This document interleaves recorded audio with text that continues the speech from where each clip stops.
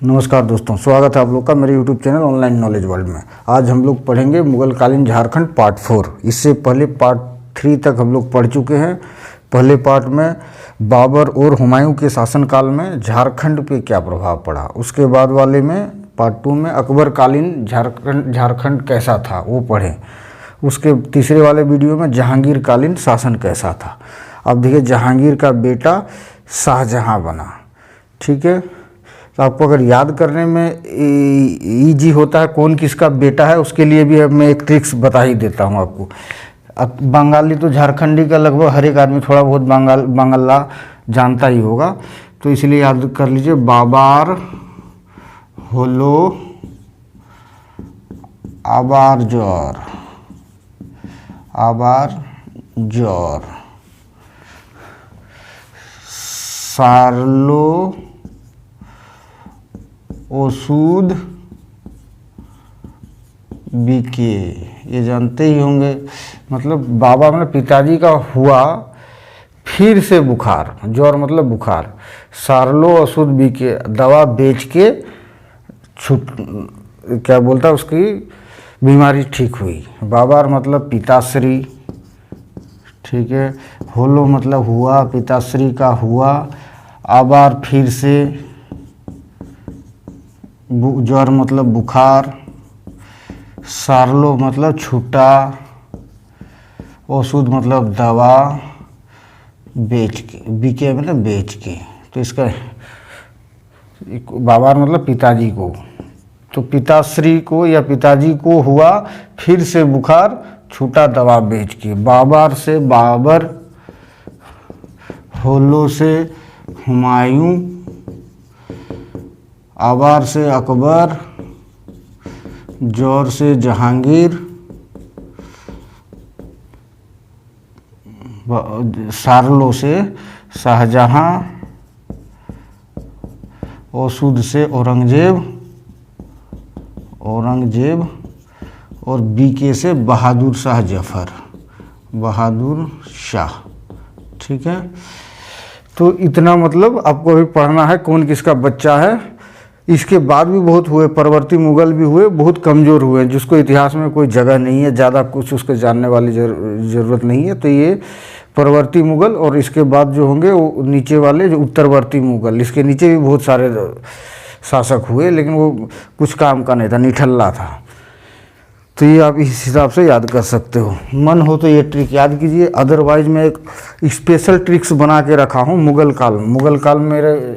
काल वाले मेरे ई में जाइए प्लेलिस्ट में, तो उसमें एक स्पेशल सिर्फ और सिर्फ मुगल काल के सारे ट्रिक्स दिए हुए हैं, और मुगल काल के बारे में उसमें जानकारी मिलेगी आपको।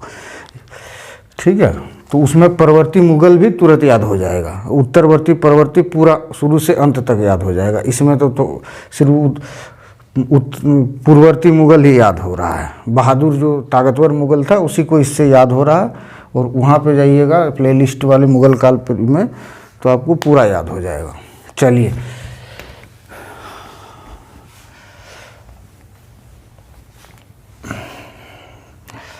ठीक है। अब देखिए शाहजहां वो नागवंशी में, देखें नागवंश में क्या प्रभाव पड़ा। झारखंड में कोई सेंट्रली शासक कभी हुआ ही नहीं कि पूरा झारखंड को गवर्न करे। क्षेत्रीय राजाएं हुई थी कुछ क्षेत्र को शासन करने के लिए। उस क्षेत्रीय राजा में सबसे बड़ा था नागवंश, जो छोटा नागपुर एरिया का था। छोटा नागपुर खास बोले तो रांची, गुमला, लोहरदगा, ये खास है। उसके आसपास के एरिया भी इसमें धीरे धीरे जुड़ते गए तो बड़ा हुआ था, लेकिन मेन यही रांची, गुमला, लोहरदगा मेन था। ठीक है, तो इस समय देखिए दुर्जन साल राजा था। देखिए दुर्जन साल, आप पिछले वीडियो में देखे होंगे जहांगीर काल में पार्ट 3 में, कि दुर्जन साल को जहांगीर पकड़ के ले जाता है, उठा के ले जाता है, चल भाई जेल में रह। ठीक है, टैक्स देने से मना कर देता है। तो इसको ये इसलिए टैक्स देने के लिए कोई आदमी मना इसलिए करता है कि ये अपने आप को सोचता था कि मेरी राजधानी जो है, मेरा किला जो है एकदम पूरी तरह से सुरक्षित है। राजधानी था खुखरा उस समय। ठीक है, खुखरा। और देखिए जब मुगलों का आक्रमण हुआ था झारखंड में, तब खुखरा ही राजधानी थी झारखंड का।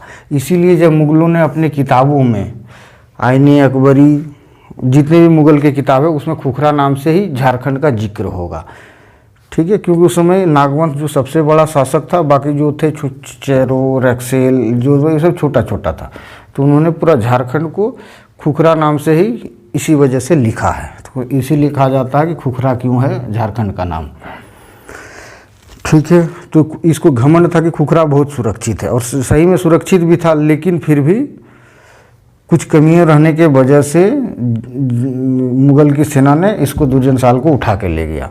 लेकिन जब मुगल काल में उसने एक बहुत अच्छा अपनी सूझबूझ का परिचय दिया। जहांगीर बहुत अच्छा हीरे का शौकीन हुआ करता था जहांगीर, तो एक हीरे को वो समझ नहीं पाया कि सही हीरा है या गलत हीरा है। तो दुर्जनशाल बहुत अच्छा हीरे का पारखी था। क्यों पारखी था भाई? क्योंकि उस समय शंख और ईब की नदियों में हमारा ऐसे हीरे बह के जाते थे। तो दुर्जनशाल उसी शंख ईब एरिया का ही मालिक था। तो दुर्जनशाल को बहुत अच्छा हीरे की परख थी। तो इसने जहांगीर का एक हीरा परख दिया था। तो खुश होकर जहांगीर ने इसको बोला, जा बेटा जी ले अपनी ज़िंदगी, चला जा और फिर से तू नागवंश की गद्दी संभाल। तो जब लौट के आया तो सबसे पहले अपनी गलती को सुधारेगा कि राजधानी बोल हटाया इसको, ठीक है। और नई राजधानी बनाया दोईसा, ठीक है, दोईसा, जो पूरी तरह से सुरक्षित थी। सुरक्षित क्यों? क्योंकि दोईसा तीन तरफ से एकदम पूरी तरह से तीन तरफ से पूरी पहाड़ियों से घिरा हुआ था, और एक तरफ से जाता है कोयल नदी बहती है। तो ये एरिया बहुत ही सुरक्षित था, और सही में ये सुरक्षित साबित हुआ। और सबसे लंबे तक लगातार 100 वर्ष तक यही राजधानी रहा। बहुत दिनों तक ये राजधानी रहा और सुरक्षित भी रहा नागवंश इस वजह से, क्योंकि ऐसे दुर्गम एरिया में किसी की हिम्मत नहीं होती थी। फिर भी आते थे लोग, फिर भी अटैक करते थे। तो अभी देखिएगा यहाँ भी दोईसा में भी अटैक होगा। देखिए दोईसा में ये एक और इम्पोर्टेंट क्वेश्चन, दोईसा ये कहाँ से आया? मुगल के कैद से आया। तो मुगल के कैद में वहाँ पे क्या देखा? वहाँ मुगल का वास्तुकला देखा, ठीक है, वास्तुकला देखा, मुगल का वास्तुकला किस तरह का है। उसी तर्ज पे जो अपना वो किला बनाया था, वहाँ पे एक बहुत ही सुंदर महल बनाया जिसे नवरत्नगढ़ महल कहते हैं। इम्पोर्टेंट क्वेश्चन और बहुत बार पूछा गया। नवरत्नगढ़ महल कहाँ है? दोईसा में है। और कहाँ? ये दोईसा के किला में है। दूसरा क्वेश्चन कि झारखंड के कौन सा ऐसा वास्तुकला है जिसमें मुगल वास्तुकला का पहचान, मतलब उसका छाप मिलता है। ये बेचारा जेल में रहा है वहाँ पे, तो वहाँ देख के आया है। तो नवरत्नगढ़ का महल जो बना पूरी तरह से मुगल वास्तुकला पे आधारित है। दूसरी बात, नवरत्नगढ़ महल में खिड़कियाँ बहुत सारे हैं, ठीक है, चारों ओर खिड़कियाँ थी। तो इन्होंने मुगल शैली में झरोखा दर्शन का स्थापना किया था। झरोखा दर्शन की अपना जो नवरत्नगढ़ महल में झरोखा दर्शन, झरोखा का हिंदी में मीनिंग होता है खिड़की, ठीक है। तो ये झरोखा दर्शन सिस्टम का शुरुआत किया था दोईसा में। ये झरोखा दर्शन क्या होता था? ऊंचे ऊंचे नवरत्नगढ़ महल 9 मंजिला महल है, इसका मतलब ऊंचे बिल्डिंग में राजा खिड़की से जनता को देखेगा कि मेरा जनता सुखी है या दुखी है, मेरी जनता कर क्या रही है। उस समय छोटे छोटे दूरबीन होते थे, अपने जनता को ये करते थे। और कभी कभी जब जन्मदिन आता था तो राजा खिड़की पे खड़ा हो जाता था, उसका प्रजा उसको जन्मदिन की, मतलब इतनी भीड़ जमा हो जाती थी तो राजा दर्शन देते थे। आप देखेंगे आजकल शाहरुख खान, अक्षय कुमार भी ऐसे झरोखा दर्शन शुरू कर दिया है। बर्थडे के दिन अपने घर के गैलरी से खड़ा होकर हाय ऐसे करता है, तो वही झरोखा दर्शन है। तो पूछेगा झरोखा दर्शन की शुरुआत किसने किया था? दुर्जनशाल, नवरत्नगढ़ महल में। ये सब चीज़ें आपके क्लियर हो गए हैं, ठीक है। ये लौट के आया, उसके बाद कैद से मुक्ति हुआ तब। अब हम लोग आगे चलते हैं कि क्या अटैक हुआ। देखिए इसके काल में तो जहांगीर से दोस्ती थी इसकी, तो क्या जहांगीर ने कभी अटैक नहीं किया। लेकिन जब जहांगीर के मरने के बाद शाहजहां हुआ, उधर जहांगीर मर गया तो बेटा उसका शाहजहां राजा बन रहा है, ठीक है। उसी के काल में हम लोग पढ़ेंगे। इधर ये भी तो कभी ना कभी मरेगा, क्या नाम है इसका, दुर्जन साल के समय में कोई अटैक नहीं होता है, ठीक है। शाहजहाँ दुर्जन साल के समय भी कुछ दिन राज किया और जहांगीर के समय तो था ही था। तो दुर्जन साल का भी मरेगा या जिंदा रहेगा, मरेगा ही कभी ना कभी। तो इसका बेटा बनता है रघुनाथ शाह, रघुनाथ, ठीक है, शाह राजा बनता है। जब रघुनाथ शाह राजा बनता है और इधर जहांगीर मर जाता है तो शाहजहाँ भी अब अटैक करेगा इसके ऊपर। तो शाहजहाँ भेजता है खानजादा को अटैक करने के लिए, ठीक है। खानजादा को कहाँ भेजता है? दोईसा, जाओ अटैक करो। दोईसा पूरी तरह से सुरक्षित है। तो रघुनाथ शाह मतलब रघुनाथ शाह भी अड़ के खड़ा हो जाता है। इसने बहुत ज़्यादा डिमांड रखता है कि भाई इतना पैसा लेंगे। मान लीजिए वो पैसे का जिक्र मुझे नहीं है पता कितना है लेकिन ज़्यादा डिमांड रखता है। लेकिन ये पूरी तरह सुरक्षित है कि भाई तुम अगर मेरे ऊपर अटैक करते जाओगे तो तू जितना मांग रहा है उससे ज़्यादा तो तुम्हारा नुकसान हो जाएगा। तो थोड़ा बहुत रकम ले ले और जा, ठीक है। थोड़ा बहुत रकम दे दिया और भेज दिया उसे। कोई टैक्स सिस्टम नहीं कि महीना भर बांध दिया, उसको नजराना कहते हैं, नजराना दे के चले जाओ। तो इसी तरह रघुनाथ शाह ने मामूली रकम से सेटल कर लिया अपना मामला और नागवंश पूरी तरह से शाहजहाँ काल में सुरक्षित रहा। दोस्तों, नागवंशों में कोई खुजली नहीं कर पाया, ठीक है। बस मामूली सी रकम, वही बोला होगा कि भाई इतने दूर से यहाँ पे अटैक करने कौन आता था। हाँ, ये भी बता देता हूँ, झारखंड का जितने भी क्षेत्रीय राजा थे उस पे अटैक करने के लिए मुगल सूबेदार आता था। मुगल सूबेदार आता था, कहाँ का सूबेदार आता था? हर एरिया का एक सूबेदार होता था। तो वो बिहार का सूबेदार आता था, ठीक है, हर एरिया में, एक्सेप्ट सिंहवंशी। वो सिंहवंशी किधर है? सिंहभूम में। तो सिंहभूम में किधर से आएगा? सिंहभूम के सामने कहाँ है? उड़ीसा। तो सिर्फ सिंहभूम को छोड़ के, सिंहभूम एरिया को छोड़ के और या सिंह वंश को छोड़ के सबको पे अटैक करने आता था बिहार का सूबेदार जो पटना में रहता था, ठीक है। बिहार का सूबेदार ही यहाँ टैक्स कलेक्शन जो भी करता था, कभी कभी टैक्स भी लेता था। हमेशा टैक्स इन लोग, झारखंड इंडिया का एक ऐसा जगह है जो कभी गुलाम नहीं रहा, कभी नहीं मुगलों का। एकदम कुछ पल के लिए होता था फिर छोड़ देता था, कुछ पल के लिए होता था सिर्फ पूरी तरह से छोड़ देता था। इन लोग अभी देखिए, अब तो पढ़ते ही आ रहे हो, आपको पता चल ही गया होगा। तो ये सिंहभूम, ठीक है। सिंहभूम का कहाँ से टैक्स कलेक्शन होता था? ये उड़ीसा के मुगल सूबेदार, ठीक था दोस्तों। बट ये भी क्वेश्चन आपको कॉन्सेप्ट क्लियर के लिए जानना है, क्योंकि उधर सिंह वंश पे जब भी अटैक होगा उधर से आएगा उड़ीसा का सूबेदार, और इधर पलामू, चेरोवंश, नागवंश, पंचित राज्य, इस सब में अटैक करने के लिए आएगा बिहार का सूबेदार, और वो पटना में है वास स्थान उसका। चलिए, नागवंश सुरक्षित रह गया। क्यों रह गया भाई? इसकी बुद्धिमत्ता के कारण। इसीलिए खानजादा ने कुछ कर ही नहीं पाया। मैं बताया कि नहीं, मुझे याद नहीं, जो शाहजहाँ ने भेजा था अटैक करने के लिए उसका नाम था खानजादा, ठीक है। वो मुगल सूबेदार का नाम था खानजादा, ठीक है। तो नागवंश पूरी तरह से सुरक्षित था शाहजहाँ काल में। शाहजहाँ काल में मामूली से रकम देना पड़ा था, एक बार रघुनाथ शाह ने दिया था, ये सब याद रखिए। नागवंश तो बेचारा बच गया, सब बच जाता है, यहाँ किसी को कोई बिगाड़ नहीं पाता। सिर्फ एक कमीना कमज़ोर सिंहवंशी था जो बड़ी आसानी से हार मान लिया। और कब हार माना है उसने? अकबर के समय ही। अभी तक गुलाम मिलेगा आपको, ठीक है। चलिए, अब हम लोग चलते हैं दूसरा। पलामू का चेरो है, इस पे क्या असर पड़ा? पलामू का Chero, very important question. Shah Jahan काल में सबसे ज़्यादा अटैक चेरो के ऊपर हुआ, सबसे ज़्यादा अटैक चेरो पे हुआ, बाकियों पे इतना ज़्यादा नहीं हुआ, ठीक है। कितने बार हुआ? 3 बार हुआ, ठीक है। तो वो आपको याद रखना पड़ेगा। ये 3 बार हुआ और किसने किया? असज ने किया। असज, ठीक है, असज, ये याद रखिए 3 बार हुआ असज ने। पहली बार किसने किया? अब्दुल्ला खां। ये सब अब्दुल्ला खां, ठीक है। असज बोल के याद रखिए, रख ली। ये शाहजहां, ठीक है। सौर जो यहीं से आपको मिल जाएगा, और कहीं से ढूंढ लीजिए।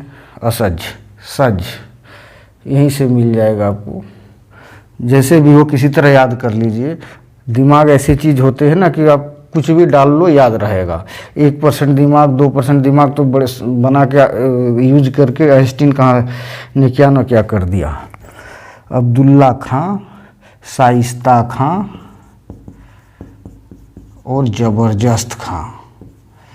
ज़बरदस्त खां, ये सब ज़बरदस्त खां जो था ना, ये मुग़ल सूबेदार था, ये भी मुग़ल सूबेदार था। लेकिन ज़बरदस्त खां जो था वो इत्तिकाद खां ने इसको भेजा था। इत्तिकाद खां ये था मुग़ल सूबेदार उस समय, मुग़ल सूबेदार ये था, इसने इसको भेजा था ज़बरदस्त खां को, ठीक है। खुद नहीं आया होगा, बीमार उमार होगा या डरपोक होगा, कुछ भी होगा। तो देखिए असज ने अटैक किया था, 3 बार अटैक हुआ था, क्लियर। और ये तीनों कहाँ का होगा मुग़ल सूबेदार भाई? तीनों होगा बिहार का। कोई डाउट? मैंने बोला था कि इधर का जितना भी आएगा बिहार का मुग़ल सूबेदार वो कहाँ रहता है? पटना में रहता है। एक एक चीज़ पॉइंट क्लियर कीजिए, ठीक है। क्लियर हुआ? कब आक्रमण हुआ ये भी आपको याद रखना पड़ेगा। देखिए 1632 ईस्वी में अब्दुल्ला करता है, ठीक है। 1941-42 में शाइस्ता करता है। 41-42, देखिए 41-42 इसलिए क्योंकि ये अक्टूबर में चला था और जनवरी में आके पहुंचा था अटैक करने। उस समय थोड़े ना था क्या बोलता है मोटरसाइकिल या कार लेके चलो, सेना के साथ आना पड़ता है। रास्ते में क्या बोलता है भूख लग गया तो एक दिन खाना बनाने रुकना है, आराम करना है, प्लान बनाना, 3-4 महीना लगते थे, ठीक है। उसके बाद 43-44 में इत्तिकाद खां का 1600, अरे 19 में यही सब कन्फ्यूज करता हूँ दोस्तों, ये सब चीज़ 1600, ये 1643-44, ठीक है। क्लियर? एकदम याद रखिए, एक चीज़ भी नहीं भूलिएगा इसका, बहुत ही आसान है। इसका ऐसे याद कर लिए 10 साल का गैप, मैं तो ऐसे याद करता हूँ, पता नहीं आप लोग कैसे, मुझे याद रहता है, ठीक है। ये तो लगातार हुआ है 41-42, 43-44। मुझे तो ईस्वी याद करने में, लिखने में दिक्कत हो जाता है। आपने बहुत जगह देखा होगा मैं ईस्वी लिखता हूँ गलत, 1900 लिखना शुरू हो जाता हूँ, पता नहीं मेरे खून में आ गया है क्या, ठीक है। ये 3 अटैक हुए हैं। अटैक के बारे में बता देता हूँ। देखिए पहला अटैक करता है अब्दुल्ला खां, अब्दुल्ला खां, ठीक है। उस समय आपने देखा होगा कि जहांगीर के चेहरों का राजा कौन था? जहांगीर काल में सहबल राय था। जहांगीर काल के वीडियो में देखे होंगे, सहबल राय, सहबल राय की वहीं पे जहांगीर क्या करता, सहबल राय बहुत ताकतवर रहता था, बहुत एकदम बलिष्ठ होता था। तो जहांगीर ने बोला भाई तू एक बाघ दे दिया कि बाघ को तुम पटक पटक के कुश्ती करके हरा दोगे तो तुम्हें मैं आज़ाद कर दूंगा। सहबल राय ने स्वीकार कर लिया और बाघ से लड़ गया, लेकिन अनफॉर्चुनेटली सहबल राय बाघ के द्वारा मारा जाता है। तो सहबल राय बाघ से मारा जाता है तो उसका बदला तो उसका बेटा तो लेगा ही लेगा।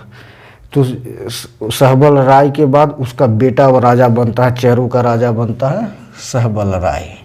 सहबल राय का बेटा प्रताप राय बनता है, ठीक है, प्रताप राय।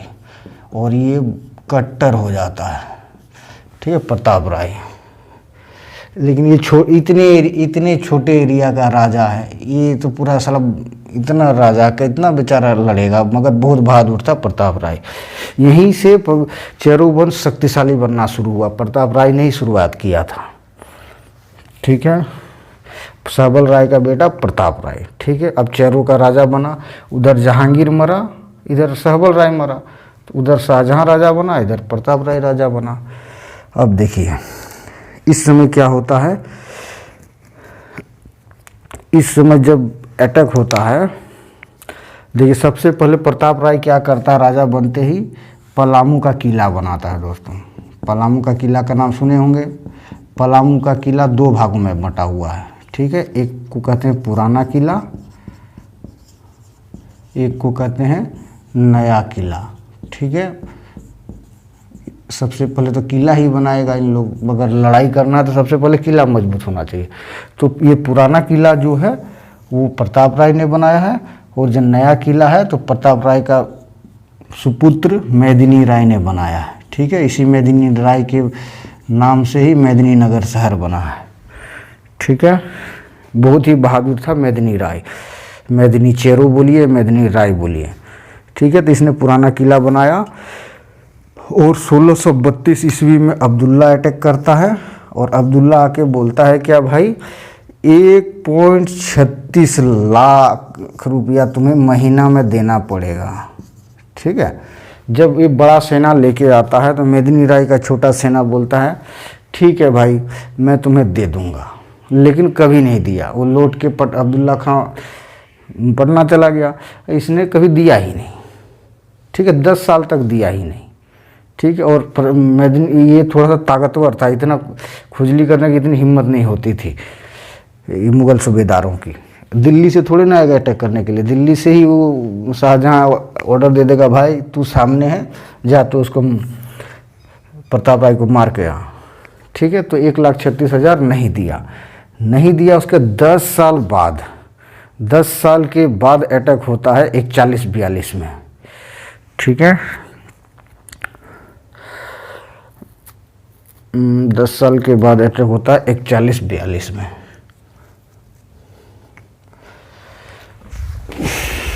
दूसरा अटैक, ठीक है। हम पहला अटैक हो गया, 1.36 लाख तय हुआ लेकिन दिया नहीं उसने। तो दूसरी बार अब्दुल्ला का 10 साल हो गया, तो अब्दुल्ला खां चेंज होगा ही मुग़ल सूबेदार, पटना का बिहार का मुग़ल सूबेदार। तो अब कौन बन गया, शाइस्ता खां। शाइस्ता खां बोला कि भाई तू जा और मार प्रताप राय को, ठीक है। शाइस्ता खां आता है और 1641 में चलना शुरू करता है, अक्टूबर के महीने में पहुंचता है। 1642 ईस्वी में कहाँ पहुंचता है, पलामू के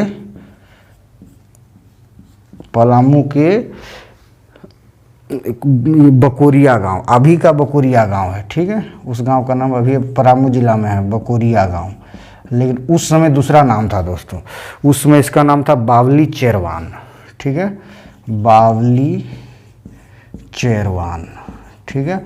देखो आप सीधे याद रखेंगे चेर से चेरो, तो जो लड़ाई हुई थी चेरो और इसके बीच में चेरवान में हुई थी, तो बावली चेरवान की लड़ाई कहते हैं इसे, ठीक है,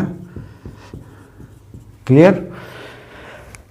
और बावली चेरवान का इसका एक उन्होंने मुगलों ने एक अरबी में ना अपना उर्दू अरबी फारसी जो पढ़ता है ना वो नाम दिया था, बरसार ए दोरहा, बरसार ए दोरहा। ये उसके मुग़ल के किताबों में, मुग़लों के किताब में इस नाम से इस जगह को जानते हैं, ठीक है। हम यहाँ के लोकल आदमी इस नाम से जानते हैं, वो कभी अटैक करने आया तो वो तो अपने हिसाब से नाम देगा। तो ये तीनों एक ही चीज़ है दोस्तों, ठीक है। तो यहाँ पे लड़ाई होती है प्रताप राय और शाइस्ता खां को। ऑटोमेटिक नियम है कि हारेगा ही, एक यही है कि ये लाखों की सेना में आता है, अरे इन लोग के पास उतने अत्याधुनिक हथियार है नहीं। तो इसमें क्या होता है 80,000 इसको कैद कर लेता है, प्रताप राय को कैद कर लिया गया, ठीक है। और फिर प्रताप राय को छोड़ने के लिए 80,000 रुपया लिया, 80,000 रुपया लिया शाइस्ता खां ने और प्रताप राय को छोड़ दिया, ठीक है। तो प्रताप राय छूट गया, छूट के जैसे फिर से चेरों का मतलब राजकाज संभाल रहा था, तब तक इसके जो दोनों छोटे छोटे भाई थे उन लोग, ये तो जेल में था, तब तक इन लोग अपने प्लान बना के रखा था और इसको मतलब प्रताप सोच लिया था प्रताप राय तो आज जेल में ही रहेगा। तो इसके जो भाई दो थे दरिया सिंह और तेज सिंह, दरिया राय और तेज राय, इन दोनों ने मिल के यहाँ चाल खेला और तेज राय राजा बन बैठा, ठीक है। और जैसे लौट के आया और प्रताप राय को फिर यही लोगों ने गिरफ्तार कर लिया, जेल में डाल दिया। लेकिन प्रताप राय का बहुत भरोसेमंद भी होगा, क्योंकि प्रताप राय बहुत दयालु प्रवृत्ति का इंसान रहा है। तो उसका सूरत सिंह और सूरत राय और सबल राय, सूरत राय और सबल राय, इसके कोई रिश्तेदार थे। इन दोनों के मदद से जेल से, कारागार से निकला और पुनः राजा बना, फिर से राजा बना। ठीक है, फिर से राजा बना, पुनः उसने अपना राज्याभिषेक कराया। और देखिए क्या होता है। अभी देखिए कोई इन्हें प्रभाव नहीं है, 80,000 दे के छूटा है। ये नहीं कबूल किया है कि हर महीना हम तुम्हें देंगे, हर महीना देने के लिए कबूल नहीं किया है प्रताप राय ने। ठीक है, फिर से राजा बनता है वो। फिर से देखिए 42-43 में अटैक होता है। ठीक है, किसका अटैक होगा? जबरदस्त खां का अटैक होगा। 1600 कितना बताया, 43-44 में होगा, 1643-44 में। हाँ, जबरदस्त खां अटैक होगा। ठीक है, तो ये क्या बोले, मुगल सूबेदार नहीं है, इत्तिखाद खां का कोई सेनापति है। इत्तिखाद खां मुगल सूबेदार है इस जगह पे। ठीक है, जबरदस्त खां अटैक करता है भाई 43-44 में, 1643-44 में। अब क्या होता है देखिए, इसमें होता है क्या दोस्तों, इस लड़ाई में 1,36,000 दाम के लिए, दाम हर सालाना देने के लिए तैयार हो जाता है। नहीं, 1 करोड़ दाम, 1,36,000 उस समय हो गए, 1,36,000 दाम, 1,36,000 दाम नहीं, 1 करोड़ दाम। ठीक है, अब पूछिएगा ये दाम क्या होता है। ठीक है, ये दाम क्या होता है देखिए, रुपया जो करेंसी है, रुपया जो हम लोग देखते हैं, ये किसने शुरू करवाया था?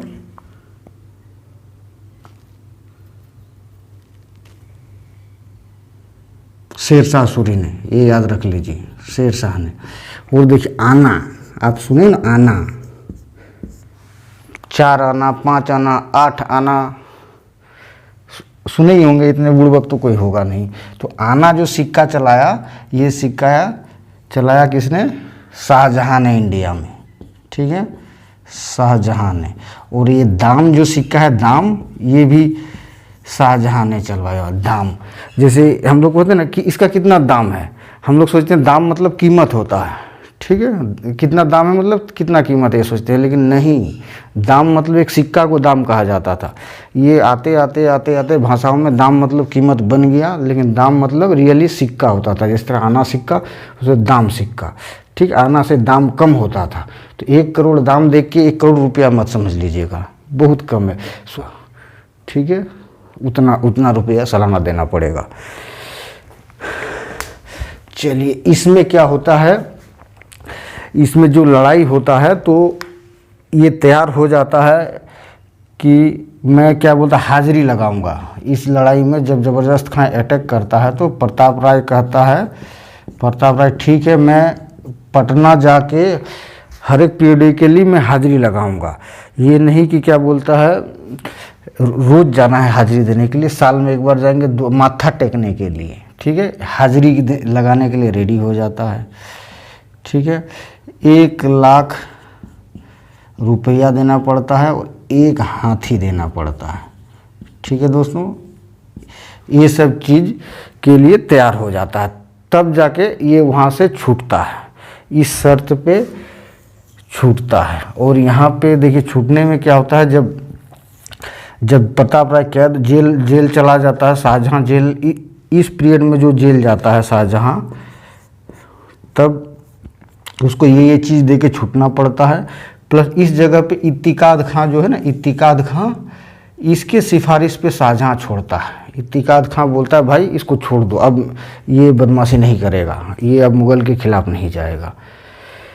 प्लस यहाँ पे क्या होता है, जब जेल इसे छूटता है, इतना चीज़ तो मुग़लों को देना पड़ता है इसको, प्लस मुग़ल इसके बदले में से 1000 मनसबदारी बनाता है, 1000 मनसबदारी।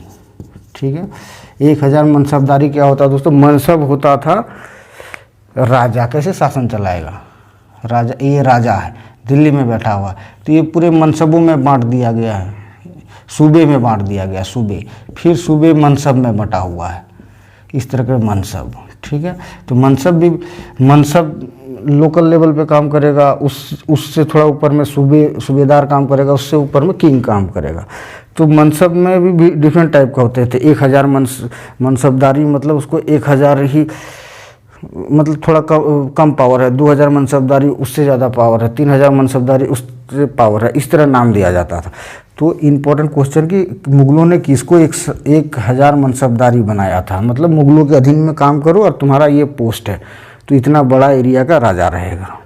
ठीक है, और देखिए जिसने जीता था ज़बरदस्त खां को, ज़बरदस्त खां ने इसको परास्त किया था ना, तो ज़बरदस्त खां को 2000 मनसबदारी का पोस्ट देता है, 2000 ही मनसबदारी। क्लियर? तो बस इतना ही याद रखना है आपको, और कुछ याद मत रखिए। सिंह वंश में बताया था, सिंह वहाँ पटना का सूबेदार नहीं आएगा, वहाँ उड़ीसा का सूबेदार आएगा। सिंह वंश में क्या प्रभाव पड़ा, ये तो सिंहभूम एरिया में है, इसमें इसको कभी भी आएगा उड़ीसा का मुगल सूबेदार आएगा। तो यहाँ पे पहले से ही, कब, अकबर के शासनकाल से ही ये गुलाम बना हुआ है। अकबर के शासनकाल में उसका सेनापति मानसिंह आता है, और सिंह वंश के शासक रंजीत सिंह डर से आत्मसमर्पण कर देता है और मानसिंह का बॉडीगार्ड बन जाता है। ये अकबर कालीन में आपने पढ़ा। तब से गुलामी प्रथा, तब से सिंह वंश उसका गुलामी है। वो नॉर्मल टैक्स देते हर महीना कुछ न कुछ नजराना पहुंचाते रहता है वो। ठीक है, तो सिंह वंश में कुछ नहीं पढ़ना है। गुलाम से, ये अकबर काल में गुलामी शुरू हुआ है, चलता रहेगा चलता रहेगा चलता रहेगा। ठीक है, और पूछेगा कहाँ से इसका टैक्स कलेक्शन होता था, तो ये उड़ीसा के मुगल सूबेदारों के तहत से। ठीक है, अब हम लोग पढ़ते हैं और क्या, पंचेत में। पंचेत आपको पता, गोवंशी वंश था वहाँ पे, यादवों का गोवंशी डायनेस्टी चलता था पंचेत में। तो यहाँ पे गोवंशी राजा के वीर नारायण सिंह को हराया था मुगलों ने, वीर नारायण सिंह। ठीक है, ये याद रख लीजिएगा बस। और क्या प्रभाव पड़ा था, एक और वेरी इंपॉर्टेंट प्रभाव, बहुत अच्छा। अब तक राजधानी कहाँ है, बंगाल की राजधानी अब तक कहाँ था, पढ़े थे ना पिछले वीडियो में, बंगाल की राजधानी था राजमहल। ठीक है, पूरे बंगाल की राजधानी हुआ करता था राजमहल, जो साहेबगंज जिला में। मुगल का ये शाहजहां काल में क्या हो गया, राजमहल से राजधानी हट के चला गया, बंगाल की राजधानी कहाँ, ढाका। ठीक है, ढाका जो अभी बांग्लादेश में है।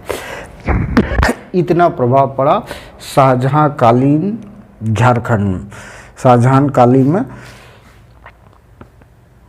झारखंड पे। और ये राजमहल जो राजधानी बना था दोस्तों, राजमहल से प्रतिस्थापित होकर ढाका हुआ था। डेट इज टाइम 1639 ईस्वी। क्लियर? और बहुत अच्छे से जानना है तो मेरे मुगल काल वाले वीडियो देख लीजिएगा, उसमें इंडिया लेवल का है ये, उसमें झारखंड लेवल का नहीं है। वो एक प्लेलिस्ट बना हुआ है, उसमें अपडेट होता रहेगा। तो बस और क्या बता दूं, चलिए बचा होगा तो बाद में मैं करता ही रहूँगा। ठीक है, अभी इस नेक्स्ट वीडियो औरंगजेब के ऊपर आएगा, शाहजहां का बेटा औरंगजेब। धन्यवाद दोस्तों।